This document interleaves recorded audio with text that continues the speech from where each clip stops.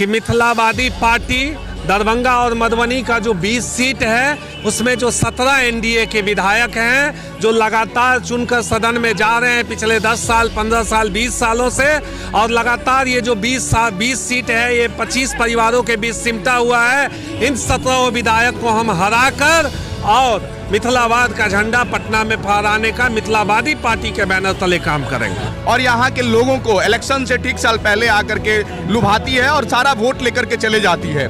लेकिन अब हम लोग चुप होने वाले नहीं है। हम लोगों को बहुत खुशी होता है जो मिथिला के लोगों ने हमारे इस नेक पहल को समझा।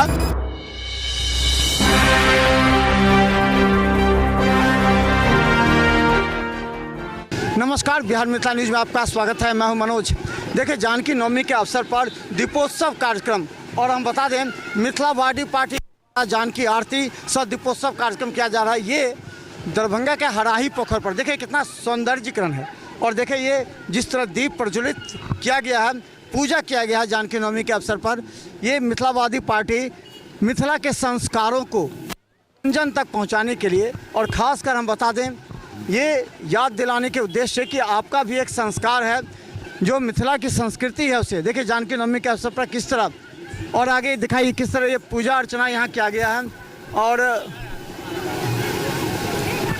किस तरह का यहाँ पर कर रहे हैं। देखिए, हम लोग विगत 6 साल पूर्व से पूरे मिथिला क्षेत्र के साथ साथ देशवासियों को जिस तरह से भगवान राम के जन्मोत्सव पर नवमी का हम लोग से पूरे देश में त्यौहार मनाते हैं, उसी तरह हम लोगों का है कि माँ जानकी, मैया जानकी, बहन सिया जो जिनका आज प्रकाट्योत्सव है उसको घर घर में पूरे देश में हम लोग धूमधाम से मनाएं। इसके लिए हम लोगों ने 6 साल पूर्व एक संदेश दिया। आज अपार हर्ष होता है कि पूरे गांव में, हर एक गांव में, मिथिला के कोना कोना में आज जानकी नवमी के अवसर पर जानकी जी की पूजा अर्चना होती है। और हम लोगों के मांग पर बिहार सरकार के द्वारा जानकी नवमी के अवसर पर सरकारी छुट्टी का घोषणा किया गया। और आपके माध्यम से हम केंद्र सरकार और भारत सरकार से भी आह्वान करते हैं कि जानकी नवमी को पूरे देश में धूमधाम से मनाने के लिए, हर्षोल्लास से मनाने के लिए, आस्था को बरकरार रखने के लिए जानकी नवमी के दिन केंद्र सरकार भी छुट्टी घोषित करे, जिससे कि लोग अपने घर में, अपने गांव में अपने संस्कार को जीवित रखें और मां जानकी के आदर्श को मिथिला ही नहीं पूरे देश में स्थापित कर सकें। गोपाल चौधरी, प्रदेश अध्यक्ष मिथिलावादी पार्टी। जिस तरह सजावट है, देखिए माँ जानकी का यहाँ देखिए ये तस्वीर और साथ में दीपोत्सव, ये मिथिला की संस्कृति और परंपरा की याद दिलाती है। और ख़ासकर जिस तरह हम बता दें आज यहाँ हुआ है, इधर से गुजरने वाले सभी लोग सोच रहे होंगे कि आज मिथिला की संस्कृति और परंपरा के अनुसार क्या है। कहल जाए छे कि जखन जागू तखने भोर, तो हम सब राम जी के जन्मोत्सव मनबै छलहुँ हैं, लेकिन अपन जे सिया धिया छथि मिथिला की बेटी हुनका जन्मोत्सव नहीं मनाबै छलहुँ। एहि बात के हमरा सबके बाद में ग्लानि भेल, और 6 साल पहिने हम सब शुरू केलहुँ एहि चीज़ के। तो ओहि समय में लगभग 200 ठाम भेल छलै पूरा दरभंगा में, और एहि बेर हमसब एकदम विपरीत परिस्थिति में देखै छी कतेक हवा चलि रहल छै, ताहिमे दीपोत्सव केलहुँ हैं एहिठाम। और चूँकि रामायण में पढ़ला के बाद लोग बुझलकै कि सीता जी बहुत दयनीय स्थिति में चली है, लेकिन वो दयनीय स्थिति में नहीं चली है, नहीं वो कमजोर महिला चली है, वो बहुत सशक्त महिला चली है। वो जकर अनेकों कथा है जे वो कोना काली के रूप में प्रकट भेली राम जी के रक्षा करे ला। बहुतो कथा है जो हमरो आबैया, लेकिन अहाँ तो संक्षिप्त में सुनना चाहब तो हम सब महिला के कहबनि जे सीता जी जे केली ओ हुनकर एकटा मानवीय लीला छलनि हैं, अन्यथा वो बहुत सशक्त महिला छली है। तैं अहूँ अपना के कमजोर नहीं बनाओ। अगर अहाँ के अपन क्षेत्र के, अपन परिवार के विकास करबाके तो अहूँ ओहिना सशक्त बनू, अपन चरित्र के महान बनाओ, तखने अपन देश महान बनत, अपन क्षेत्र महान बनत। जय मिथिला, जय मैथिली। हमर नाम भेल स्वर्णिम किरण, हम एक्स प्रिंसिपल छी हैरो के। अच्छा, ये क्या संदेश देता है ये संदेश? ये हर बार देखते हैं कि जानकी नवमी पर राजनीति भी होती है, सब अलग अलग तरह से करते हैं, ये क्या संदेश देना? देखिए, मिथिला जो है वो जानकी की धरती रही है, आज से नहीं, शुरुआत दिनों से ही है। और मिथिला का इतिहास आज का इतिहास नहीं है, त्रेता युग का इतिहास है। हमारी बहन सीता जी के साथ इन लोगों ने बहुत सारा सौतेला व्यवहार किया है। आज पूरे देश में राम का पूरा गुंज हो रहा है, लेकिन आज सीता की बात भी नहीं हो पा रही है। तो आज से ठीक 6 साल पहले 6-7 साल पहले मिथिला स्टूडेंट यूनियन और मिथिलावादी पार्टी ने ये निर्णय लिया, जो हमारी धरती के साथ इन लोगों ने जो सौतेला व्यवहार किया, हम लोग जानकी के लिए कुछ कर सके तो करें। वो शुरुआत से ही मिथिला विद्वता की धरती रही है, त्रेता युग से ही विद्वता की धरती रही है मिथिला। तो हम लोगों ने एक साथ मिलकर लगभग 14-15 स्टेट में जानकी नवमी की शुरुआत किया और उसके बाद हम लोगों ने निर्णय लिया जानकी नवमी पर भी, जैसे रामनवमी के शुभ अवसर पर छुट्टी होता है, तो जानकी नवमी पे भी सरकार, बिहार सरकार छुट्टी की घोषणा करे और लगभग वो हुआ। अब हम लोगों का मांग है जो आने वाले दिनों में सीता की सर्किट बनाई जाए। आज राम सर्किट बन सकता, सीता सर्किट क्यों नहीं बन सकता? सीता की भव्य मंदिर क्यों नहीं बन सकती? पूरे विश्व को जो घोषणा किया गया है सीता मंदिर, देखिए, दुर्भाग्य इस बातों का है जो मिथिलाओं के साथ सिर्फ और सिर्फ घोषणा होता है। कोई चीज़ें क्रियान्वयन धरातल पे आने के लिए उसको 20 साल लग जाता। विशेष बात अगर दरभंगा एम्स की कर ले, आप एयरपोर्ट की बात कर ले, डेवलप की बात कर ले, चाहे दरभंगा स्टेशन की डेवलप की बात कर ले, चाहे मेट्रो की बात कर ले, यहाँ पे सरकार आती है और यहाँ के लोगों को इलेक्शन से ठीक साल पहले आकर के लुभाती है और सारा वोट लेकर के चले जाती है। लेकिन अब हम लोग चुप होने वाले नहीं है। हम लोगों को बहुत खुशी होता है जो मिथिला के लोगों ने हमारे इस नेक पहल को समझा और हर एक घर में आज जानकी, आप दरभंगा में भी देखेंगे तो 2-3 जगह दरभंगा में भी जानकी नवमी होता, दिल्ली में होता, बेंगलोर में होता। तो लोग ने पहले से जागरूक किया है अपनी चीज़ों को बचाने के लिए, धरोहर को बचाने के लिए। और हमें लगता है जो आने वाले दिनों में जो चिंगारी मिथिला से फूटना चाहिए, हम लोग माँ जानकी के आशीर्वाद से ये चिंगारी को फूटने का काम करेंगे। और सत्ता में बैठे हुए लोगों ने जो हमारे साथ छल किया है, आप जाकर के देखिए जहाँ पे पहली बार राम और सीता जी का मिलन हुआ था, वो धरती में अभी भी फुलवारी जो वो बगीचा हुआ करती थी, वहाँ पे भूसा रखाता है। बहुत खराब लगता है हम सबों को।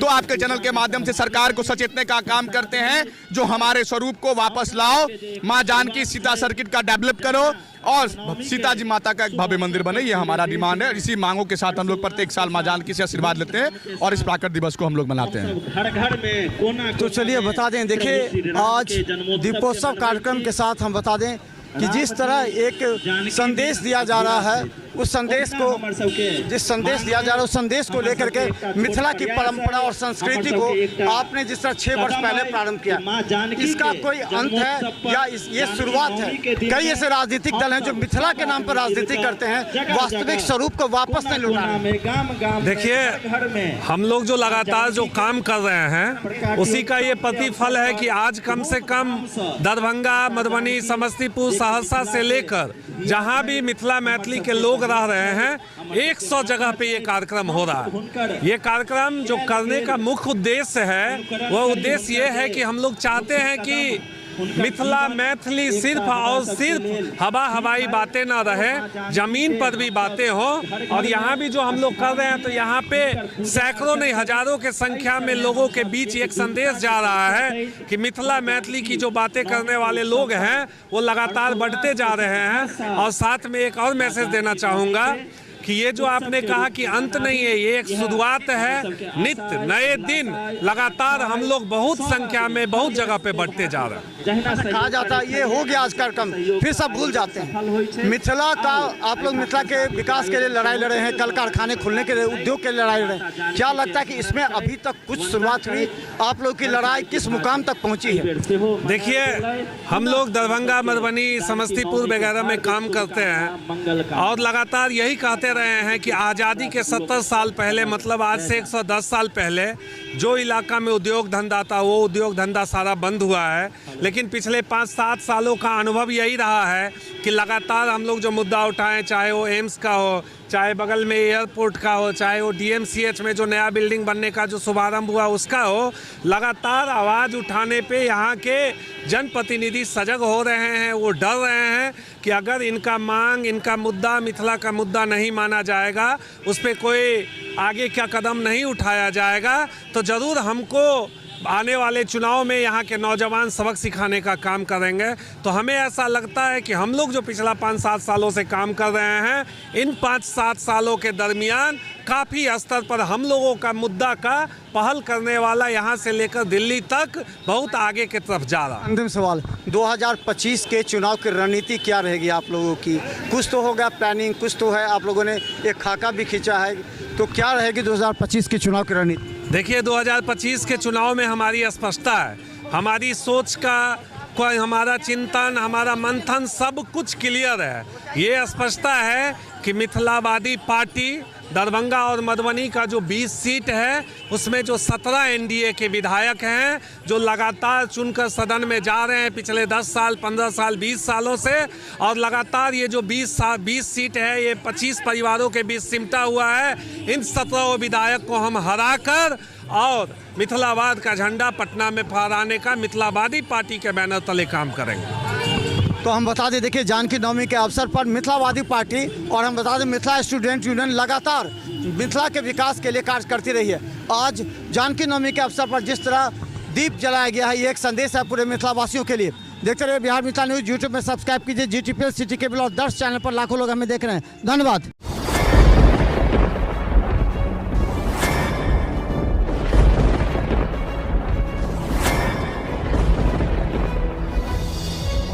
हम जीविका के CRP छी 10 साल 12 साल से एको गो पाई न हमरा आर के दरमाहा घरे घरे। संदेश देता है कि क्या प्रशासनिक अधिकारी सही तरह से एक्टिव नहीं है या फिर नीतीश सरकार कंट्रोल नहीं कर पा रही है? ये सरकार में कमी है जो सर, सरकार जो कंट्रोल नहीं कर पाती है सर, बाकी जो भी है सब एक ही तरह। मनोज बाबू, आप फटे दूध से छाली निकालने वाले लोग हैं, ब्रेकिंग न्यूज के मास्टर हैं। गरीब का ये सब गरीब का है ही नहीं। शासन सत्ताकार आदमी है, ये सब बर्बाद कर दिया बिहार को। तो निश्चित तौर पर केंद्र में भी हमारी सरकार होती है, बिहार में भी हमारी सरकार होती है, तो पलटू राम में फिर पलट जाते हैं।